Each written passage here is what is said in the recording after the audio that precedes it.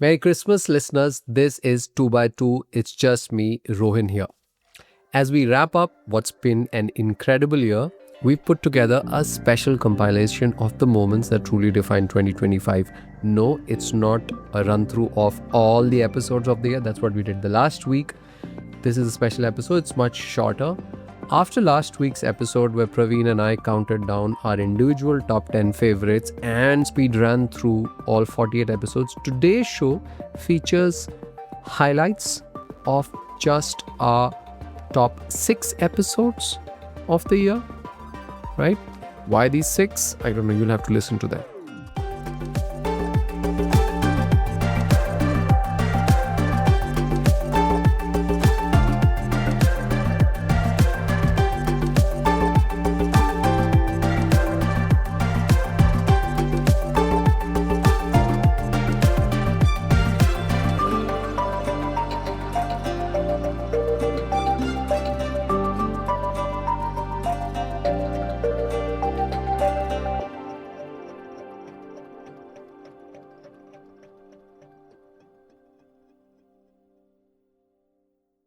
First up, episode 26, Zomato, Swiggy, and the rise of the 10-minute dark cafe.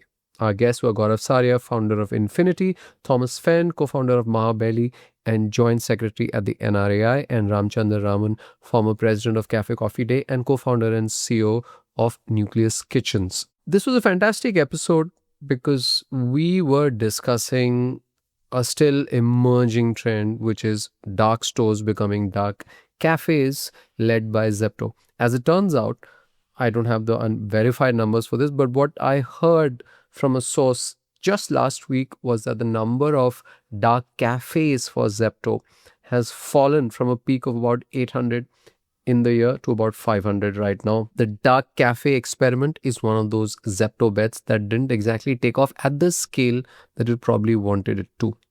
In this episode, of course, we didn't just talk about Zepto, we talked about the economics, especially the economics of samosas. You should call it samosanomics, if that's a thing. The math of a samosa for 100 rupee order, the restaurant keeps 70, the platform takes 30. How does it work? Can anyone disrupt this? Well, Ram and I also debated whether dark kitchens can scale beyond India's top cities where there's obviously a clear demand for quicker food. And there was a conversation around AI and what AI does to the process of making food and budgets, etc. And in the course of it, of course, we ended up arriving at the real reason why so much of rice is put into biryani. It's a travesty, I tell you. And of course, we also had this long-running joke about what exactly constitutes a biryani. What is it? You'll have to listen to it to find out. You should listen to this episode because we talk a lot about platform power, unit economics, and the threat of vertical integration. And I think this is a great episode if you want to understand all of these points. Do go listen to it. So let's say we are selling 4 samosas for 100 rupees. Okay, 100 is something very easy to work with. Sure. Swiggy is charging us 30%. Okay. So now some board member has figured out that 70 rupees I'm paying to Infinity. I can make these samosas at 30 rupees and pocket the 40. Simple. That's it. Roundabout. That's That's about it. the way. Better still, let's pure maths. same thing. Let's flip the same 100 rupee samosa, right? I have priced it at 100 because I am assuming, by me I mean brand X, right? I am assuming I have a commission cost of say 20%. I have a marketing cost on this platform. I have to invest in ads to be this thing. Let's say it's another 10%. I have to pay whatever, on platform fees. So to me, that 100 rupees will, and let's say after all of this, I've got I pocket 10 rupees out of this total 100 after paying all of this. A platform right now does not have to spend, it owns the platform, does not have to spend on the commission, does not have to market, it can self-preference. So all those savings can now be passed on to... So can I just so what this really means is that if I were ordering, I want to now flip this the other way as well, right? Gaurav, from your restaurant, if I were to order 4 samosas for $100, you're saying that you as a restaurant get 70 rupees. Only 70, 30 right? they keep. 30 is kept by platforms, right? Now it's possible for, a snack or a bistro to offer not it at 100 rupees, but they can come and say, we'll offer it at 80 rupees. Correct, Which is because- correct. And they'll still make more Still money. make money. than That is you. what they're doing. So this is what I mean by the competition aspect of it. data, Can right? you They've got all the data. as a samosa seller, as Gaurav as a samosa seller, actively compete with a platform which is already so Great. advantageous? Now let's take that example and run through with it, right? Now Praveen, you've also established that, like, and we've read, like, enough Nutgraph editions for a while to know that the market in India is not growing, right? The pie is kind of stagnant, right? And now let's say out of this pie comes Snack and Bistro and Zepto Cafe, right? And let's say currently they offer, for hypothetical reasons, let's assume they're offering 20 SKUs, Yeah. right? And they start selling it and it becomes successful, people start ordering it. I can easily see a scenario where in 6 months or 12 months, it's stagnated. Yes. Correct? The number of people who would order samosas and tea and idli and this thing has stagnated. Correct. Now, if you are inside Snack and Bistro, you're wondering, the leadership there, the management there is wondering, we got to grow more. Correct. Right? Which comes to so Praveen's what point. do they do? They start increasing. I want to ask Exactly. the question. What do they do? So Go that's ahead. So, one of the things is when you say that 95% whatever the restaurants they cover, right? So that is what they're trying to do with this 10 minute. They're trying to increase the pie because of the pattern of behavior of this. So who are those people today who will order for an occasion? Now can I create that snack, occasion. the fourth or the fifth snacking item during But the day? how much can you do that, Ram? How much more can you make me eat in a day? No. So that kitchen is going. That's what that virtual. I said no. The virtual Man Friday. Like if you had a guy at home, right? You will say he makes one tea or No, coffee. I'm saying- Whereas now, Who are I mean, these I'll be just dying ordering- after a while. No, then. I'm saying, who are these that's people the who are 25 to saying, 35 years old guys who are ordering this tea and coffee. Damn it, wherever like I think the problem for us is then, like, high metabolism rates of young people. no, I'm saying, No. It's the things that you would normally have at home is now getting ordered. Typically, you will not, or it's creating new pattern. Like you will not have bun musk every day, but suddenly it's there at every time you there. open. You It's can there. hear, It's eat bun showing muska is like, bun yeah. muska. So even They believe should me, be I forced order to put bun calorie muska. counts on that. I know. Please, Sorry, for the love of God, don't do it. I know. Don't do so it. it is creating a I separate. must make this confession. I typically prefer to order only from restaurants that put some kind of a calorie count on this. They're I know all it's. made up. I know. They're Yes, all made exactly. up. I know you You're would not say the that snack- that they're all made up. You're not the snack and bistro. Yeah, I know. No, So to Praveen. actually build on what Praveen was pointing to, right? Like here, you brought it pretty well. Once you've stagnated in that, forget the category. Like, you've also stagnated in terms of the number of things that you can give, right? Your interest as a bistro or a snack is also to expand on your offering. It is a business. It is a business after all, right? You want to also kind of start capturing pieces of the pie. And if you go outside these 8 cities and go to rest of India and say, do you want in 10 minutes? They'll say, get lost. They said get lost. They've tried. They can't even sell fundamental delivery. Forget 10-minute delivery. They're not even able to convince people in tier 2 cities to give them the frequency that makes their Got it. time and this thing valuable enough to kind of spend time over there. I think it'll be the only in the top 8 cities For sure, where for there's sure. the density population, very high density, hyper local it has Got to it. be. Otherwise, distances covered will not make it viable. Praveen, I think you've been. no. trying to I make was a point. just saying that. So I do think that it will expand from a 10-minute this thing onto slowly into what would cover 15 minutes. Because see, you're also sitting on specific capacity.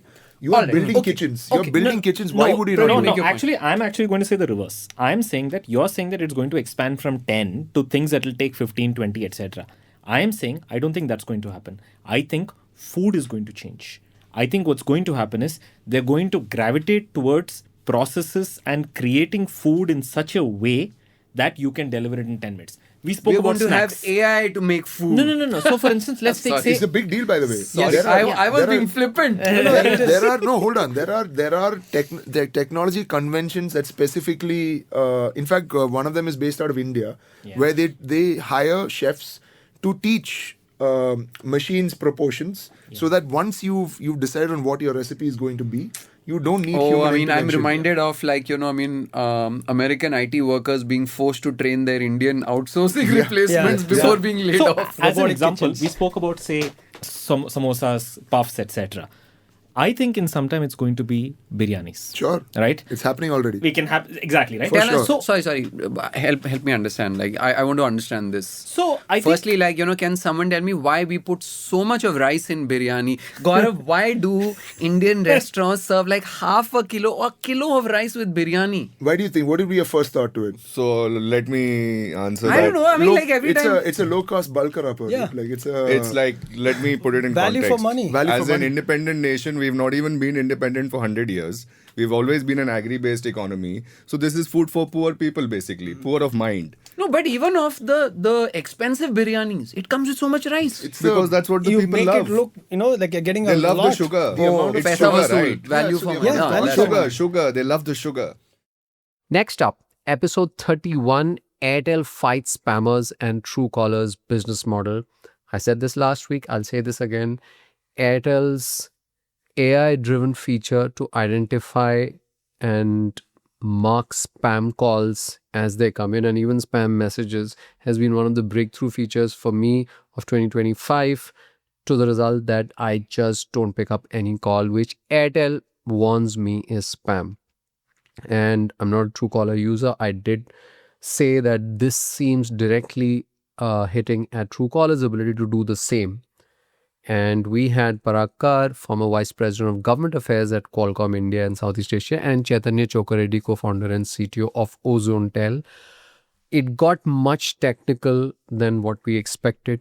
Between Parag actually explained why it's not so easy for operators to figure out who's a spammer, who's a fraud caller, etc. We went into SS7 trust-based architecture and telecom networks being built in an earlier era where everything could be trusted to what it is right now. Of course, Chaitanya flipping it, coming at it from the consumer angle and just saying that, look, consumers just implicitly trust everything. Like if the number being displayed is what it is, then they assume it's coming from there, etc. We also discussed the industrialization of frauds in India, the Jamtara sort of situation, and how Aadhaar linkage and all the KYCs that we need to do just make scams much more lucrative.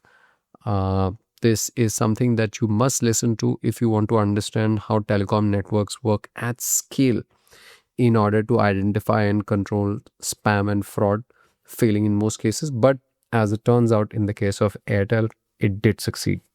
But seriously, Parag, what is happening with Indian telecoms efforts to solve for spam and scam calls, and why is all of this happening right now?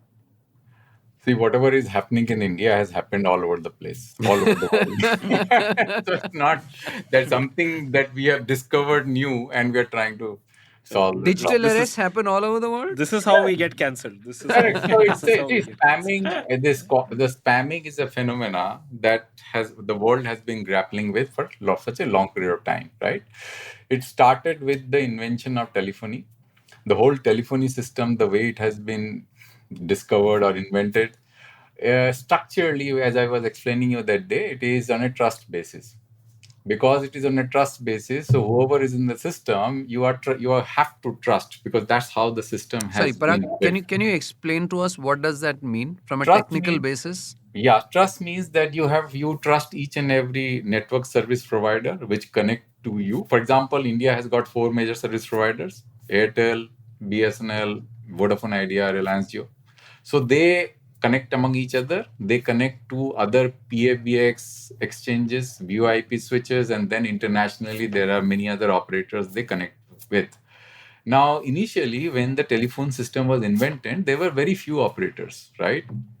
And therefore, the system was built in such a way that whoever connects with each other are trustworthy in nature. The operators are trustworthy, means they can trust each other, that they will not behave in a crooked way, rogue way. But what has happened? I mean, sorry, from a technical point of view, what does that mean? Does it What mean that basically- if you're inside the network, you will assume that the other party is not going to be malicious, and Correct. therefore you will not try to test or check Correct. for any proof of maliciousness? Correct. So what happens is that, look, the whole system is structured in such a way that they work in a concept called signaling system called SS7, right? Now, let's say if you are in a country with lax regulation, or corruption all over the place. That's LAX, folks, not LAKHS. No.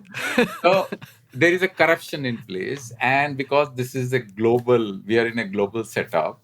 So let's say if somebody is some operator is trying to send calls to India, and he is selling his SS7 node to an entity, right, who actually wants to misuse it, then that entity who has the access to the SS7 node, which basically means that he's part of the operator's network, can use it to create havoc. You can't even imagine that what he can do. He can even read your SMSs without you knowing it.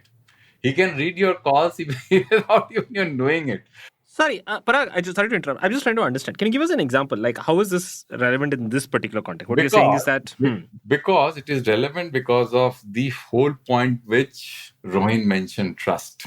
That is why it is relevant. That's why I'm bringing this matter with you. Because when he said that I don't even trust whether the call that is coming to me is genuine or it has been falsely tagged, right? That is why I brought this into discussion. It is all about trust. So the basic problem with Airtel system is that it has not been able to inculcate the trust which we are talking about. You might be finding the service pretty useful because it's like that you are in the lowest denomination point. Anything that is given to you which solves your problem, so you say, oh, Eureka, you have found it, and therefore you find it very What you're saying is that since everything is operating almost at zero trust, Zero even if trust, someone offers 2% trust on top of that, you're like, this is better than nothing. Correct. So that is the foundational problem, and therefore we have to understand that we are not hitting the nail on the head trying to solve a problem. We are basically going all around the place trying to create solutions which does not restore 100% trust. The point is not about 90% trust. Point is not about 95% trust. Because even if 5% trust is missing, as Rohin was mentioning, that you will always be suspecting whether the call that has been marked with spam is genuine call or not call, because they don't have the system to do it in a foolproof manner unless foundational issues are corrected, which is going to be the next part of the discussion. If you want me to, I can get into those details. But I just want to stop here to give other people an opportunity. This is a trust issue. You understand? That is All right. So what you're really saying is that foundationally, telecom networks are based on an outdated system where everything is trusted, Correct. which is easy for malicious actors, spammers, scammers, etc. to misuse. Correct. And since changing that overnight is impossible, this is all sort of bandages and duct tape which is being put on top of that to give the illusion of trust. Illusion, yes. Right? Okay, great. Chaitanya, how do you view, you operate, you're the CTO of OzoneTel, you've been operating on the tech side, you've been working with telcos, businesses, etc. for what? Like it's been a decade and a half? It's been 15 years now. Right. So I think what Parag mentioned, right, is absolutely true. I think if you think about it from a trustworthy perspective, telecom networks are at the topmost layer. I mean, why go to the spam level, right? I mean, the number that is being displayed to you. I mean, you are implicitly trusting it. I mean, you got a call from a certain number. Are we just assuming? Then you have made that assumption. You didn't question whether the number itself that is being displayed to you, correct, is it coming from the right person? Because that question, you won't even get that thought in your mind because that is so implicit. So you're saying that, for example, if I call you and your phone displays my number, you're saying how that number is displayed to you itself might be not in a trusted chain. Absolutely. I mean, someone could spoof my number if I call you up. Someone could just... Absolutely. So you never got even that question, right? Because that's been so imbibed in your mind that you sort of accept it. You accept the fact that, and second thing is that if I am connected, if I call you, I don't even get a doubt that I'm connecting to somebody else. Though cross connection does happen sometimes. We still believe that the switching networks switch and connect you to the right person. So trust is certainly implicit throughout. Why go there? The first level is even at a billing level, right? Number of calls made. That's why there is an audit track. There is so many things that happen. A number of calls that are made. You don't go and check your bill and check and verify. Credit card transaction, you do verify. You do verify whether I made the credit card transaction or not. But at least now these are unlimited calls. But I mean, 5 years before or 6 years before, Right. calls were billed by minute. You don't question the telco company saying that, hey, I called only for 1.5 minutes. Why did you charge me for 2.5 minutes So sorry, for this call? the point that you're making, Chaitanya, I mean, if Parag's point was that everything is untrusted, you seem to be saying conversely, if within the network everything is untrusted, conversely from the outside, consumers are implicitly trusting everything. You're saying it's the exact opposite from the consumer side. Absolutely. And I'm proving it, right? We don't question. We don't question no matter what. And I actually asked the question that why now, right? That's the most important thing. Though, as Parag said, throughout the world, the spam problem exists. India has one very specific problem, which is a little bit different from the world. We have should we call it a small scale industry of scam artists, jamtaras. Yeah, Jamtara. That's the huge problem. Why now? It's because of the Jamtara. Spam has never been a problem that the government would actually crack down on, or even the telcos would be cracking down on. The problem now is because of scam. Sorry, one second. I usually see this logic association backwards. It's like something has changed in an industry, as a result of which it is more lucrative for scammers to operate. Therefore, scammers emerged. You seem to be inverting that on its head by saying India is the same as mostly the rest of the world, but an industry of scammers came up which is changing in India. So how does that happen? I mean, which comes first, the lucrative opportunity or the scammers? Why did No, the why do you say that? opportunity, for sure, the opportunity comes up, but it's not just about the spam calls, right? The opportunity came up because of multiple things. You talk about Aadhaar, UID, you talk about phone number. Most Now we're important talking. is phone number. Phone number getting associated with your identity. That's the biggest thing that has happened in India. Right now, every single website assumes you have a phone number, that's your identity. Next up, episode 47, Who Broke Bengaluru and How Do We Fix Our Cities? We just had a single guest for this episode, which was Pravar Chaudhary, the creative director at Bengawalk. Well, this was a masterclass on how do we think about our quote-unquote broken cities if we look at it from a design lens and not just this is what it costs to rebuild a road or make a flyover, etc. But really, who are we building these for? Is it for the people? Why do we keep making the same mistakes again and again? Why is it that the Indus Valley civilization had solved for proper drainage and sloping of roads and we still haven't been able to do it in 2025 India? We discussed the ongoing white topping, which is basically conversion of tarred roads to concrete roads. We discussed Rajakaluways, which were drains that carry water across Bengaluru's lakes. We discussed water management, the reasons for metro delay. Well, I mean, the height of buildings and why everyone is spread out in Bangalore instead of being concentrated within the city, which makes things much more efficient. I think it was a great conversation that just helps you understand the complexity of what running a city is and how so many of the decisions that are taken are just often ignorant of what it takes to succeed. I think we did talk about Hebal Junction as well. I mean, it's a talk about Bengaluru, right? So Sony World Junction, Hebal Junction, Ejipura Junction. If we didn't talk about all of these junctions, did we really talk about Bengaluru? The gap is that we are taking up so many projects and we're building non-stop in this city and across India, but we are not designing from a human-centric perspective. What we are doing is we are picking material, we are picking design choices. We're making design choices that allow for that material and that BOQ item to be done. You're essentially saying we have largely civil engineers doing this and not enough designers working alongside with them. You can say that. We lost one generation to STEM. And no, but I've been hearing good news that people are actually going back to civil engineering and mechanical engineering, etc. AI can't take those jobs. I mean, who would want to travel on an AI designed bridge? We probably have one in Bombay, right, where the two sides don't kind of connect in the middle. Maybe AI designed it. No, that was BMC. Okay, I'm just having like the sharper questions now. Why is so sorry? Are we? the white Flyover. topping thing. White White topping. topping thing. Are you cool generally with white topping? I mean, the water retention, etc. aspect is- Asphalt doesn't retain water either. It's roads don't retain water. White But topping can be done better. It should be done better. But as a exercise, as irritating as it is, it has its merits, pros and cons. It's a choice. Do we as, and it's connected to the same point, do we as Bangalore, considering that we are generally water stressed and the city is on a gradient and it has this network of lakes which was originally designed to capture runoff water and store it and percolate it across the various lakes, are we doing enough in the newly designed roads to essentially channel the runoff to lakes? We need to do more, but white topping is basically in the process of white topping again. They're building the drains again, right? So if These they are do a good the job, Raja Kaluways.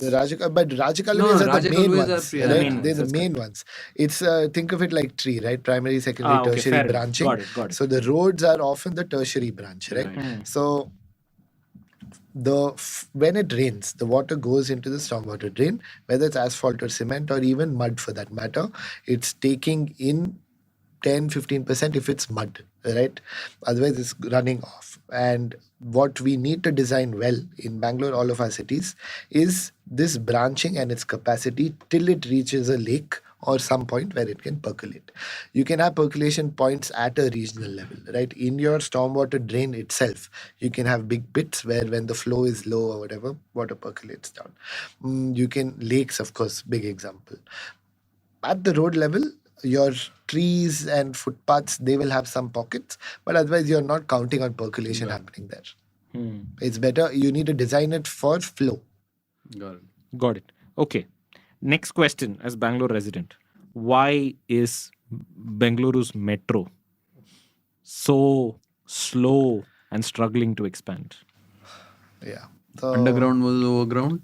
Is that's a point that For we've made in one of our stories? For also. listeners of this podcast, the Bengaluru metro has been under construction for, is it 20 years? Probably longer. 2007 or Nearly 11. 20. Nearly 20 years, give or take. Right? And they've been talking about it since like 90 or something. Okay. So let's just forget about the talking. Let's talk about the doing. So even if you're being charitable, so it's almost like 15 to 20 years. And 15 to 20 years, and for the longest possible time, it was literally almost like a toy train, which would run from like Indranagar to MG Road, and that's it. It would have like few people. Now, I think in the last couple of years, it has slightly gotten a little bigger. But if you look at other cities, like I know Delhi is a great example, but even if you look at cities like, say, Chennai or even Hyderabad, it's like the pace is like so slow. Why? What's so special about it? Shout out to Chennai Metro, man. Such a Chennai good metro job. is Huh? phenomenal. Oh, too good. Hyderabad, not so much. Chennai is awesome. Hyderabad, they would have built fast. Hyderabad is good at building fast, what I've noticed. Bangalore is bad at building. It's a fact, right? And one of our big weaknesses in this bad at building is the land acquisition part, which has delayed fundamentally everything, right? Defense owns land, government owns land, private bodies own land, and we don't have good systems in place, especially when it comes to defense, right? With land acquisition. Now, off late, what I'm noticing, and again, this is there's bias in this. But what I'm noticing is that defense and railway land, they've kind of streamlined the process in most cases. In private, where as soon as a certain type of stakeholders involved, delays are so long. I'll give you a good example. It's a hot story. Our next video is about this in a way. It's about Hebbal, the junction, and why it's I got such stuck for about, out of that 3 hours that I traveled, about an hour was Why is that? roughly in I would say 500, maybe like a few kilometers of Hebbal. It was 100%. just choked. It wouldn't move. Next up, episode 50. In an AI age, India does not have an open source strategy. Some would argue India doesn't have much of a strategy, but in this one, we specifically focused on open source. We had Pranay Kotasane, who's the Deputy Director at the Takshashila Institution, and Kailash Nath, CTO of Zerodha. This was one of my favorite episodes because I do believe that India needs to have a strong software-driven open source strategy instead of trying to fight the US Western proprietary capital-driven model of AI. We talked a lot about how China has managed to use, a country which never trusted open source, has become one of the strongest proponents and adherents of open source. It has used it to great effect to turn the tables on the way AI models were originally developing. And well, how? Look at it right now. It's something that I think all organizations in the tech space and devs and investors must think about, because I don't think enough is thought about open source. We only think about it when we want free open source software, but never about what it takes to contribute back to it or to develop our own independent strategy around it. The whole VC thing, etc., doesn't even matter. Even if massive companies hadn't used their money to produce and release software under their name, the people working there would have at different. It's a whole different.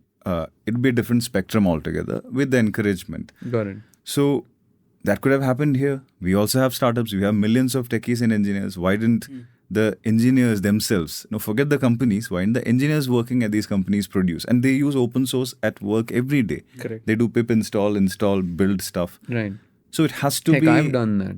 Yeah. Yeah. That's why I keep saying that it has to be something that is cultural. And the incentives, I don't know, I haven't been able to decipher. It's not commercial pressure, it's not funding, it's not the lack of availability. Can I use a word here which, I'm going to connect back something that you said right now, and that word is constraints, right? And Pranay, you also said, so if you look at, let's say, creative insecurity, if you look at what China's afraid of, is that we'll be throttled, right? Therefore, we need to figure out something. If you look at Huawei and when Android was taken away from it, it's like we need to work around this. If you look at DeepSeek coming in response to them being denied, it's basically responses. So, you're a fan of systems thinking. I think all of us are. If you constrain a complex system, its response is to find ways to deal with it. But I think the interesting part is, just FYI listeners, if you can hear water pouring, that's PGK pouring water for Kailash. Thank you, PGK. Right? The important point is the constraint that is imposed, which forces the system to do something which is unpredictable, right? Kailash, in your case, let me take an example of a developer. If in two parallel universes, an Indian dev can go to GitHub, sign up, just check in average code each day, just in order to kind of show off that, and that is enough to get that person a 50% hike or get them employed in this one universe. And then this another universe, a developer is working really hard, spending time outside of their work hours, 3-4 hours a day, maybe even more, to truly create something. I'm saying, why do that? If there is no constraint, why would most devs choose path 2? And therefore, in the context of Indian companies also, if India is not worried, if Indian companies are not worried about being constrained or choked by the US, and really that's the interesting part, maybe you should worry about why the US will not choke you. It's because probably they don't think that you deserve to be choked, which itself is more insulting. But if there is no constraint, why would we? Sorry, I have to disagree. But where are the constraints on India? But what? What are you disagreeing on? I want to understand. With this framework, that constraints. When you say India, when you say China, again, you are looking at the entire thing as one cohesive unit. No, I'm not. Let's take Huawei as an example. If you look at his point is, I understand what he's saying. He's saying that what is stopping Indian developers from doing this? Yeah. He's saying that again and again. I work on open source projects every night. I'm not constrained by anything. I'm doing it because I want to. Hold on. The explanation has to come from you. Right? So, you work in open source. Yeah. You work in a company where a lot of your colleagues work on open source. You worked in open source for what, 20 years now? 25. Right? You look way younger. Right? But why isn't it? So, the culture part, I get it, but I'm trying to answer that culture part. One way I was trying to answer that by saying there are no incentives. Right? Second way I'm trying to answer that is by saying there are no constraints. If there are no incentives to really bust your ass, why would you do it? But intrinsic motivation, right? Okay. So now let's get to Are we lacking in intrinsic motivation? I don't think we are. However, now here's the interesting thing. Like we discussed early on, in the early 2000s, there were lots of open source communities. It was a thing for nerds. There were people who were really passionate, the early adopters. They all vanished. Open source communities, chatter about open source, all kind of vanished, and it's only picked up in the last 5 years. Where did they vanish? So people who were in their early 20s, like 30s, etc., who were doing this because they were the early adopters, they all went on Got to work well-paying at jobs. they got jobs at tech companies Right. where there was literally no atmosphere of this. So even the OG people who ran those communities found jobs, tech jobs at startups, and Right. they just got subsumed. So these things are So all why doesn't a interconnected. new generation, because now that culture itself is dying down, you're saying?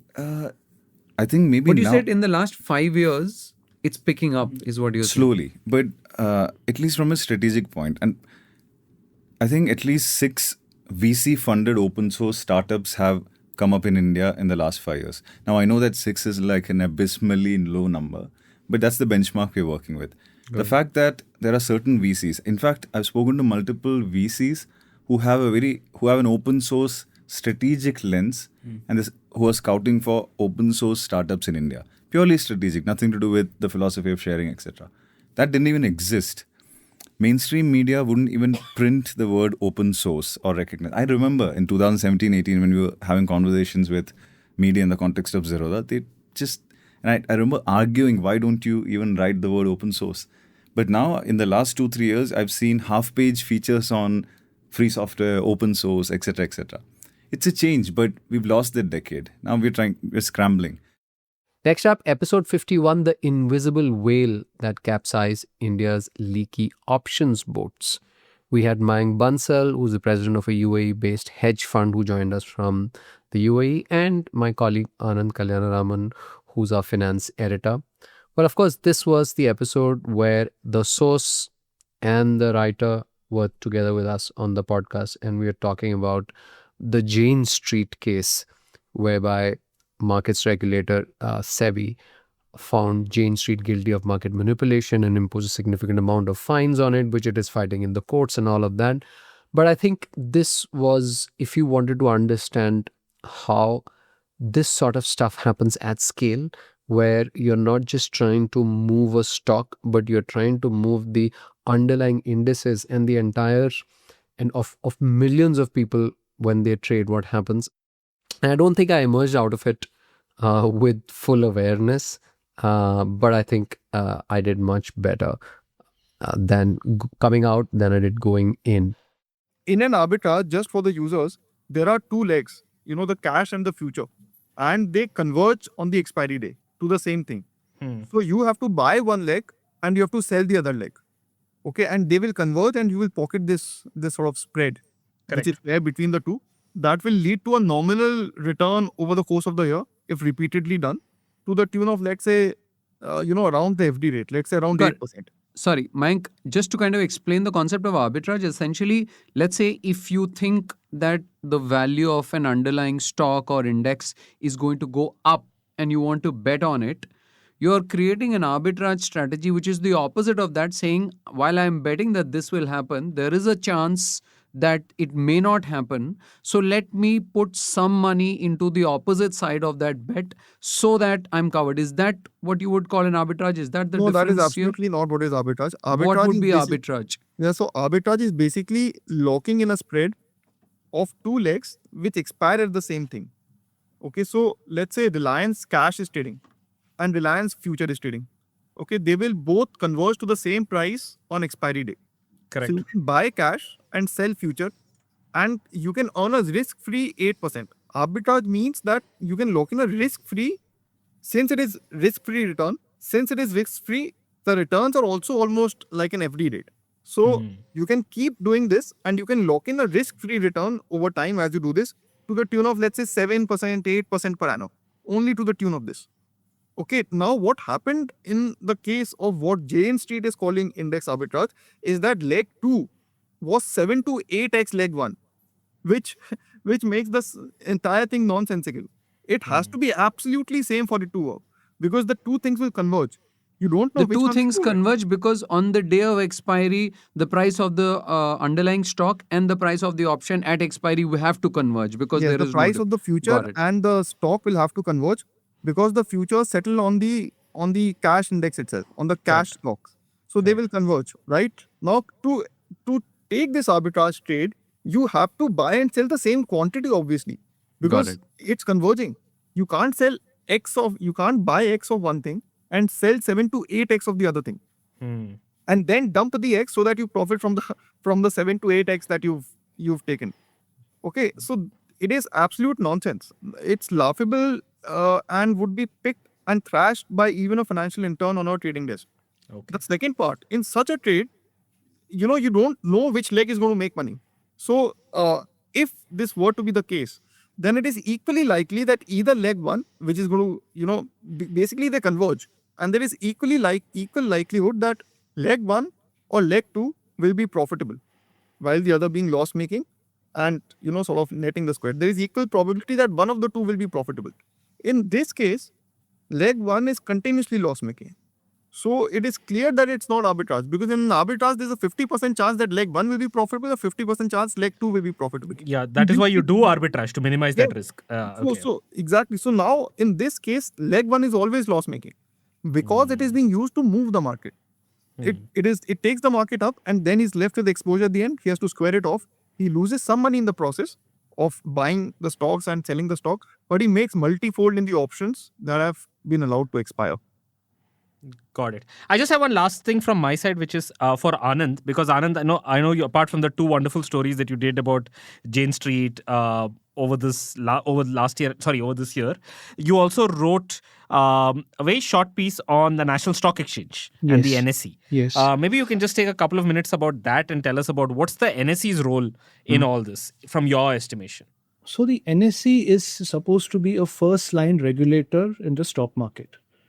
And if you look at the SEBI report now, it says that it has analyzed. Sorry, Anand, what does that mean? What does a first line regulator mean? First line regulator essentially means that it has to be able to detect some kind of irregularities if they are happening in the market, and then flag them off or take action, because it is where the trades are actually happening. So if you see huge spike in volumes or one player essentially having an outsized position, it should be alert to it, and its surveillance system ought to point that out. Now, the SEBI report has instances of 21 days in which for which it analyzed the profits which were made by the manipulator, and these dates actually begin in August or in July of 2023. And it also has a date of October 23. Now, October 23 was when NSE started disseminating something called as a delta positions of traders. It essentially ought to have known, it would have known, or it should have known that there is this one player who has an outsized position in the market on expiry days.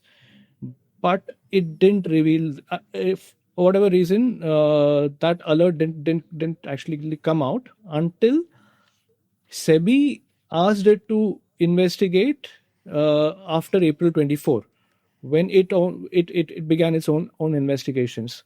Now, there's a bit of conflict of interest here. A lot of the F&O trading actually happens on the NSE, and it's also a first line regulator. So this could lead to conflict of interest in that the regulator, this first line regulator, may not have wanted to reveal it also. That could be the case, because it would hurt his business. So there is an argument that the stock exchanges ought not to be regulators at all. And if you are a regulator, you should not have any profit motive. You should not aim to be even listed. Even the listing of BSE, for that matter, is being kind of criticized by some people that should not have happened, because these are entities which are first line regulators. Regulators should not have a profit motive, and if you have a profit motive, you should not actually be a regulator, because that is the problem with NSE here. It was the watchdog which didn't bark. then maybe SEBI made a mistake by waiting for too long for it to bark. And then when it didn't bark, it eventually had to then get in. But then it had to be careful because we are talking about a really, really huge case here. And it had to make its case foolproof. So then it began investigating, and then it might have taken a time until last week for it to come out with the order, because an incomplete order runs the risk. An incomplete order which is not fully analyzed and which has some holes in it runs the risk of being overturned at the Securities Appellate Tribunal, where Jane Street will be sure to appeal. So SEBI had to come out with a foolproof order, which may have been the reason for the delay of over a year since when it began investigating. And the last episode 66, What Will Bring Ambition Back from the Dead?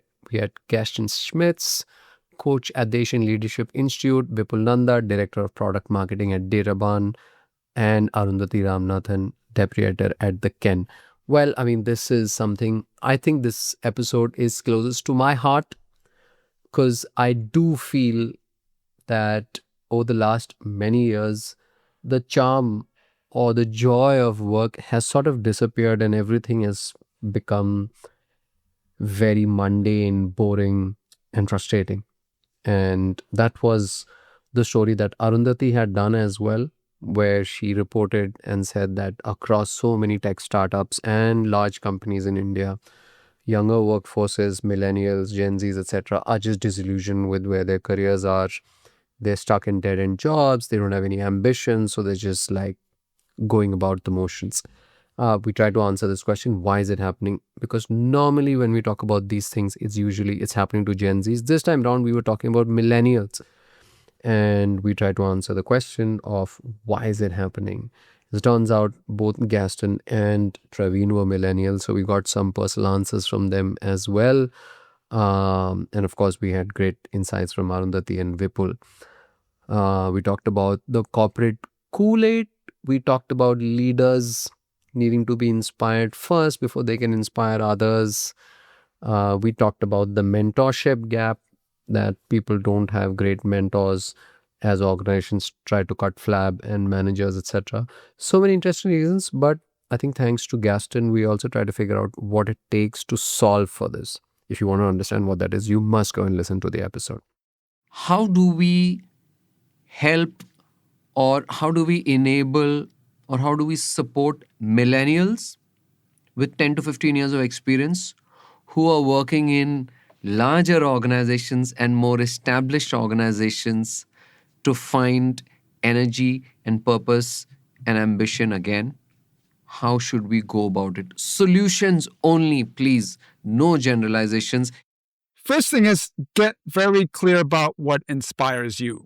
I think when we teach if you want to inspire your people, which many of the leaders now need to do more than ever, you have to first be inspired yourself. And I've seen too many people not being deliberate or clear about tapping into their own sources of inspiration, which can be anything. Can be spiritual, can be teachers, can be mentors, can be music, sports, whatever, but get inspired first so that can rub off onto other people. I think the second one is, really look inside. I actually think this quote unquote crisis we're talking about is an incredible opportunity to look at creating more conscious companies, more purpose-driven companies, which starts with personal purpose, but then has to be expanded. And I think people need to just start having more conversations about what motivates and drives us, what are our energy sources, what were our highlights this year, what were our peak moments or experiences in the company this year,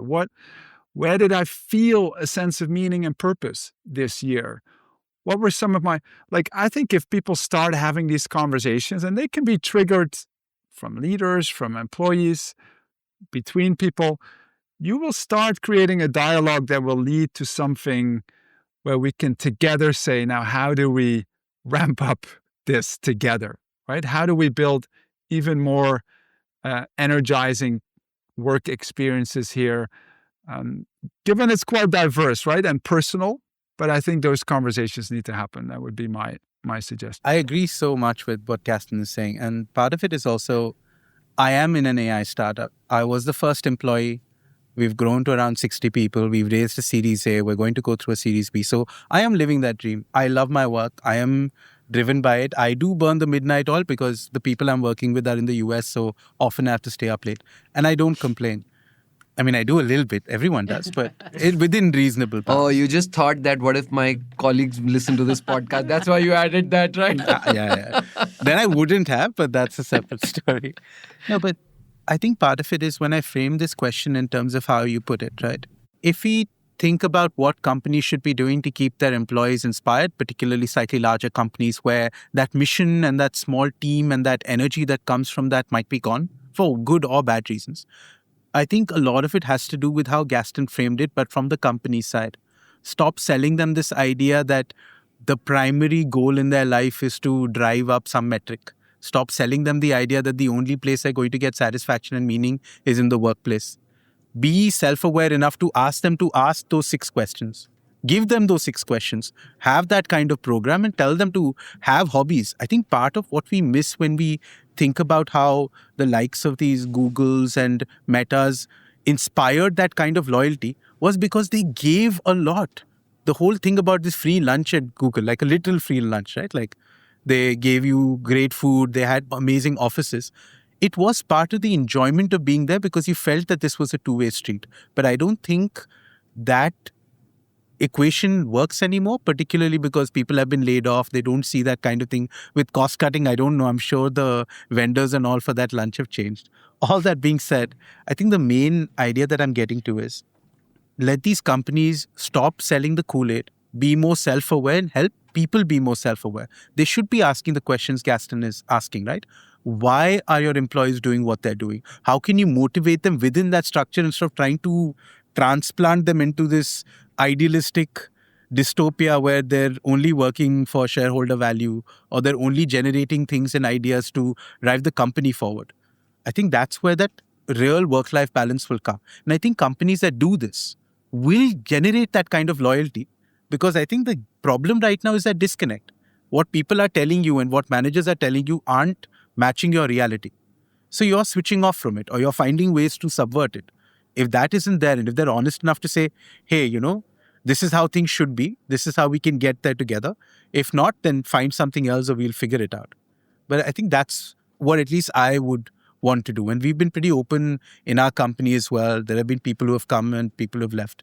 But that's what I've seen work. I have a slightly tactical solution.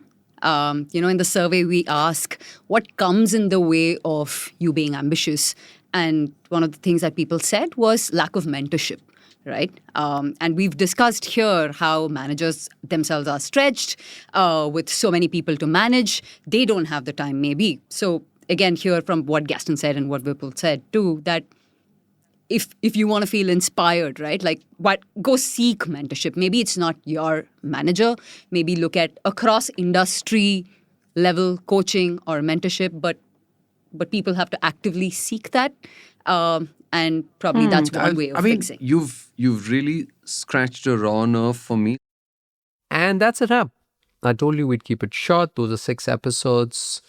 Not necessarily the best, but the ones that we picked for this particular recap at the end of this year. If any of these clips sparked your interest, you can find links to the full conversations in the show notes. And if you want even more recommendations, I'm sure you do, why wouldn't you? Be sure to check out our previous episode where Praveen and I broke down all 48 episodes from this year. We did that within 60 minutes. We didn't think we could do that. We did that. Thank you for being part of our journey this year. We'll see you in 2026 with, I promise you, a much more interesting, ambitious, and unput-downable, not listenable set of episodes. I don't know. Something. Merry Christmas and a Happy New Year. Thank you for listening to this episode of 2x2. This episode was produced by Udantika Kashyap and mixed by resident sound engineer Rajiv CN. If you feel there's something we've missed out in this discussion or feel some numbers or facts don't add up, you can write to us at 2x2@theken.com. And if you're listening to this episode on Apple Podcasts, please show us some love by leaving us a rating. Lastly, if you love the episode, share it with people, your friends, family, or colleagues who might find it insightful as well. We'll be back next week with an exciting discussion and a 2x2 for you to think about.